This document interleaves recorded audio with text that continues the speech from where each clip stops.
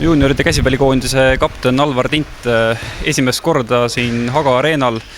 Saite trenni ka teha, vähemalt 3 mänguks jääb see teie koduhalliks nii-öelda, peate siin väga hästi suutma alagrupi mängud ära mängida. Kuidas see hall tundub?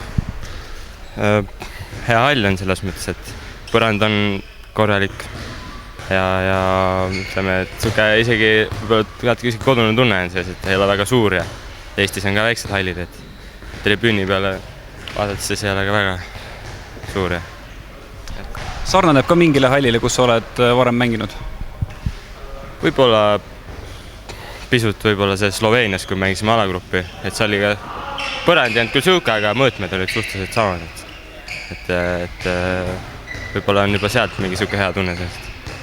Täna oli vara ärkamine ja pikk reis, tegelikult ega puhata ei saanud eriti enne trenni.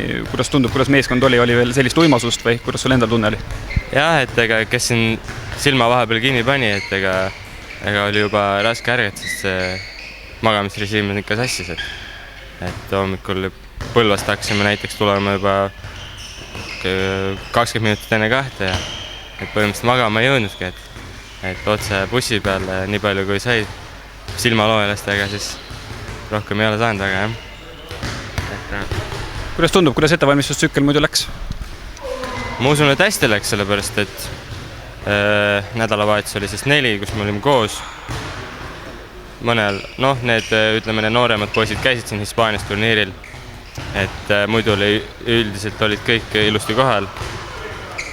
Tiim sai hästi läbi, emotsioon on hea tegelikult, et loodame sama emotsiooni pealt edasi minna, nagu Sloveenias lõpetasime, et tuua siukest mõnusat feelingut.